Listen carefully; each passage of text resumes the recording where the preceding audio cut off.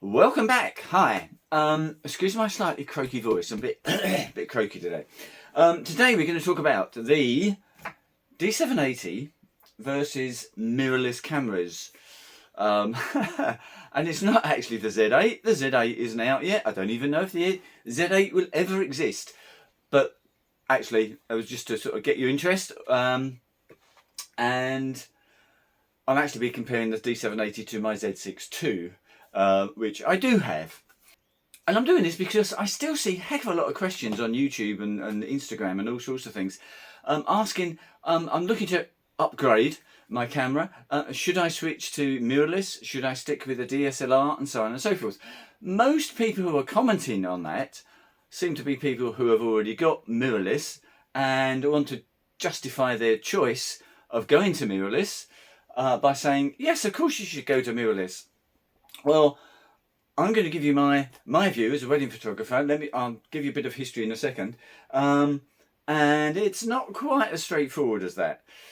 So if you know who I am, jump forward about 5 minutes because I'm going to spend a few minutes just explaining my background, how I've got to where I am now and why I have the opinions that I have now. If you don't know me, stick with me 5 minutes. Right. Ever since early 1990s, been with Nikon. Started photographing weddings in 2013, professionally I mean. I did a few before that. Got to 2018 and the Sony A7 III was released. I'd had a couple of Sony cameras before that and I'd played around with them, but they were never a challenge to my Nikon cameras that I had at the time. But the A7 III came out, as I say, I think it was 2018, and it was almost revolutionary. The AF was, from what I'd seen on review videos and that sort of thing, was stunning. Mirrorless was the way to go. There were a vast number of Sony lenses and third-party lenses available. It just looked like a no-brainer. 2 cards, 24 megapixels, perfect for weddings. At the time I was shooting with a D750 and D800. However, I didn't jump to Sony because Nikon had announced they were going to jump into the mirrorless market with the Z6. So I hung around and I stuck with what I had until it was towards the end of 2018 when I could go to Wex, get my hands on a Z6 and play around with it.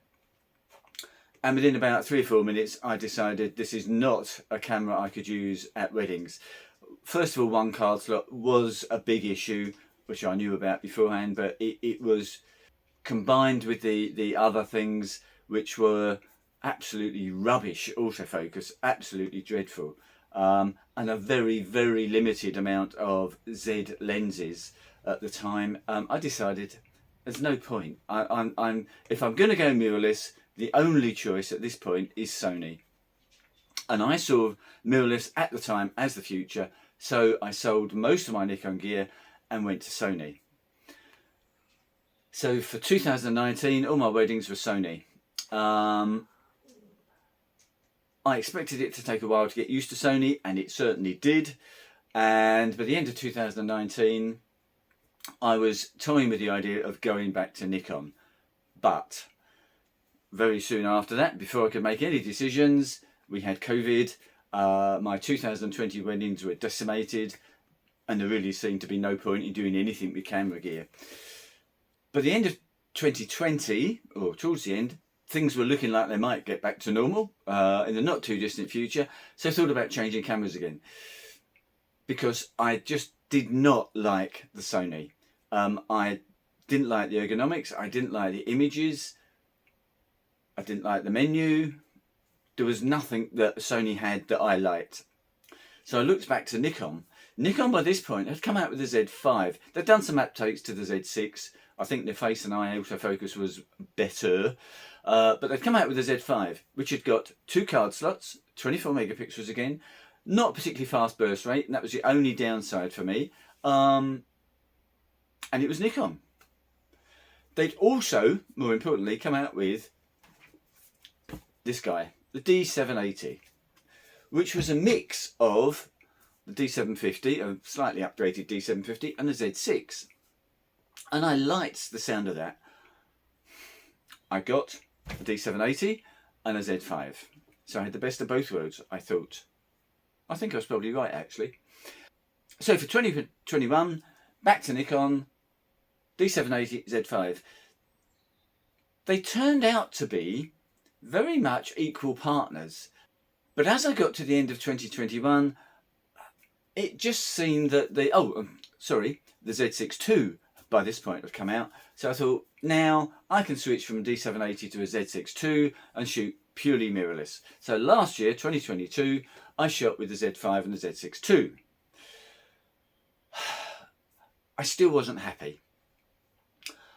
I'd bought quite a few Z lenses by this point, the 24, 35, 50 and a 24 to 70 f4.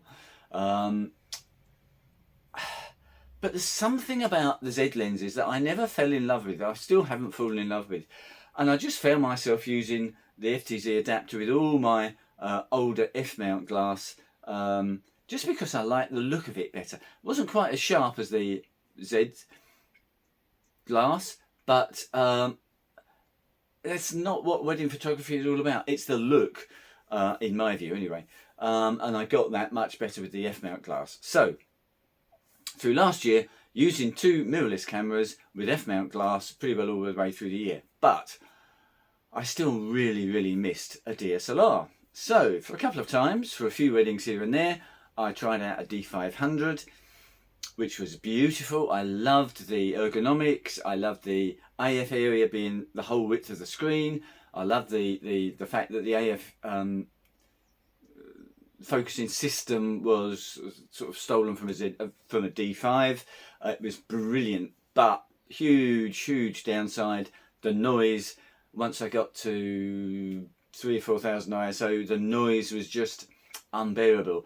I could get somewhere close to fixing it, but it really wasn't something I wanted to do. So D500 went, replaced with the D850, tried that at a few weddings, which you would think, if I like DSLRs, the D850 is going to be absolutely perfect. Well, it's not quite perfect.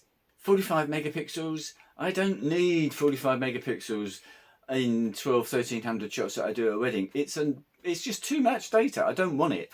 So I shot with medium raw files in the D850, which I just felt was potentially, theoretically, reducing my image quality, because when you go from 45 down to 24, you also go from 14-bit to 12-bit.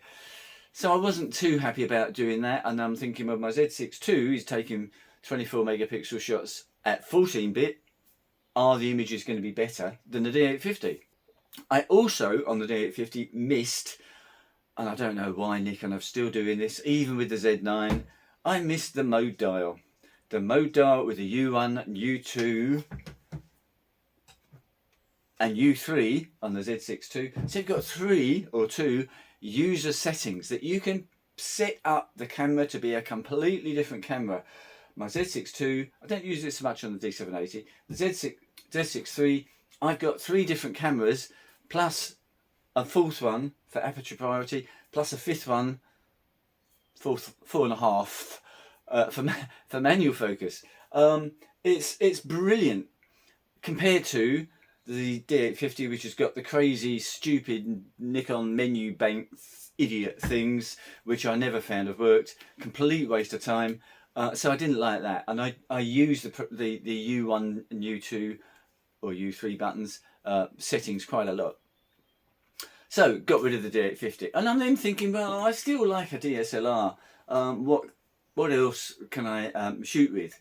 And of course, the D780 was the one that I came back to. So for this year, 2023, I've got the Z6 II, and the D780 is what I shoot stills with. The Z5 is now my video camera.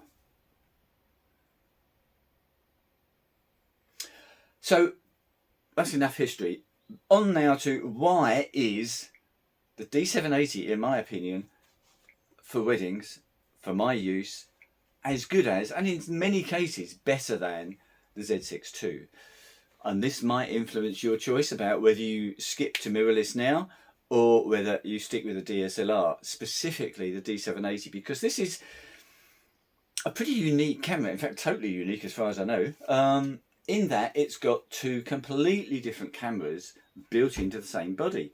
It's a D750, slightly upgraded, but a Z6 II, a Z6, but without the EVF. That's really about the only thing it lacks. But in a sensible sized body. I still have a complaint that mirrorless cameras, the Z6, Z6 II, Z5, they're all too small. Why do they do that? We have hands, and these cameras are made for adults. They should fit an adult hand, not a 12-year-old's. This D780 fits an adult hand. The buttons are placed in a brilliant layout. The ergonomics of this is fantastic, which is why I love it. The grip is beautiful, and the way it just works, the way it just does things, it doesn't do things better than a Z6 II. It just makes them easier to do. That's what I find as a wedding excuse me, as a wedding photographer. When I'm standing there and I'm doing some shots, and suddenly I notice something happening here, and I swizz around and want to get some shots, literally I've got less than a second. The D780 will do it. The Z6 II, if you give me 2 seconds, will do it, but not half a second. I can just work this so much faster. Now, if you're doing landscapes, then that's not going to be an issue, or portraits, but for general purpose, all round, do anything, anywhere, all the time, and get it done, D780 I find is superior to the Z6 II, especially when we look at autofocus. Now, the Z6 II, like the Sony, has got face and eye autofocus. The Sony is, I'm sorry to say, having used both cameras, is still light years ahead of the Z6 II when it comes to face and eye autofocus, and the A7 IV, I'm sure, is even further ahead. Nikon are lagging way behind. The Z9, I've never used one, but I'm told that is up there with the best. I suspect it is no better than an A7 IV, although I don't know about 3D tracking or anything like that, but I'm talking about face and eye autofocus. And on the Z6, and on the A7 III, it wasn't perfect. It was brilliant, but it wasn't perfect. And I ended up on the Sony with 3 buttons for focusing. I had face and eye autofocus. If that didn't work, I had another button right next to it. I pressed that to go to a single point, which I could then move around to get focus. And I think the 3rd button I used as manual focus.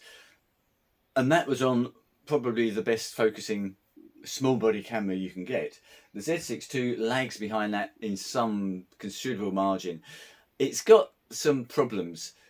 In good light, good conditions, it works pretty well. It's usable.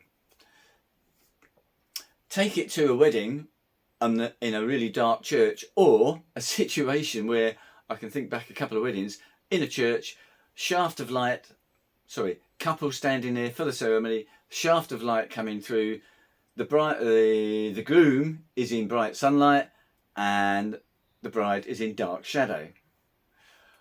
Guess which one the Z6 II picked up? And whichever one you thought of, you're wrong, because it didn't pick either of them up. It didn't like the shadow and it didn't like the bright. So I ended up shooting with single point when I used it. But most of the time I can use the D780 for that. Put it on in that situation again, single point or D9 or group area, and it will work brilliantly. But for most shots, what I use is auto area. Now, you won't believe this. I'm not an amateur. I am a professional, and professionals do use auto area, especially with the 780. When I first had the 780 in whenever it was, I've lost track of the years now, so that would have been 2021. It was good focusing. After I sold it and moved to the Z6 II for last year, they then upgraded, did the hardware, they did a firmware update on the D780, which has apparently improved the autofocus even more. What I now use is auto area, So the whole of the focus area, I'm talking through the viewfinder, by the way, and just point it at something, press back button focus, and 19 times out of 20, somehow this thing knows what I want to focus on. And if it doesn't get it right first time, I just let the button go, do it, maybe a tiny movement in the camera, do it again, and it'll pick it up second time, 39 times out of 40. It has face detect built into the AF system through the viewfinder, and that picks up faces. It's difficult to tell. I haven't done a back-to-back test. As well, I suspect slightly better even than the Z6. It hasn't got eye autofocus, but you'd be amazed at how many times if I photograph someone, if I zoom out to 70 and get quite close to someone and focus on their face, it picks up their face instantly. Now, you don't get a box round. You do get the focus points lighting up, so you know it's focused on the face. But when you actually put it into Lightroom and zoom in on Lightroom, guess what's in focus? The eye. It really, really does work. It's not 100%, nothing is, but it is extremely good. And it's so unfussy. It's literally pick it up, point it, back button, shoot. Easy as that. And it's reliable. The Z6II's face detection is so unreliable. It's really, really, I was going to say pathetic, and maybe that's going a bit too far, but it's not something I use hardly ever. If you've got a group shot, it'll almost always pick out the wrong face. And so many times in a situation where you think, okay, I can use face detect, and I'll just choose face detect, and it doesn't. And I've got to go back to D9 or single point or whatever. Whereas I know with this D780, it might not be to the millimetre, it might not pick someone's eye out at 20 feet, but it's going to be very, very close and certainly completely usable for wedding photos. And if I want to, and I do quite often, use this for all things like group shots. I turn the live view on, so I get the rear screen, Z6 focusing. For the group shots, I can just hold that up, providing the sun's not too bright and I can actually see. I hold that up, touch the screen, and it will focus and shoot as well. And that works brilliantly. Yes, I can do that with the Z6 too as well, but it's just a little bit more of a pain because I've got to go into turn. Normally I have prioritized viewfinder so that I save battery by not having the rear screen on. So I've got to press the button to get the screen up.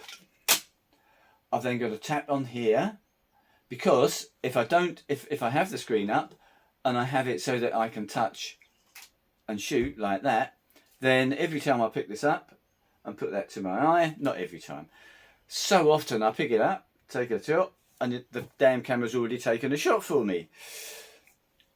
So it's just more hassle. It's more fussy than a D780. And that's the last thing I need at a wedding. And finally, of course, the lenses. I still much prefer the F-mount lenses. And of course, all the lenses I've got will fit on the D780. I've also got the 105 f2D lens, which I love that lens for certain shots during a wedding. Obviously that doesn't work on the FTC adapter because it has no internal motor. So all in all, I use the D780 now, 2023, as my main wedding camera. Followed pretty closely by the Z6 II. They're not a million miles apart, but if you said to me which one is my favourite, it's this lady here. And slightly jokingly, I suspect that when the Z8 comes out, I will be making the same comparison. I'm not sure how many years down the line I'll still be using the DSLR. So we're going back to 2019 with my first Sony experience, and here we are 4 years later, and I'm back with the DSLR. I guess we'll have to wait and see, won't we? I hope you found that useful. Any questions? Obviously, drop me a line. Obviously, if you'd like to see some of my previous videos, just subscribe. And enjoy your photography. Thanks for watching.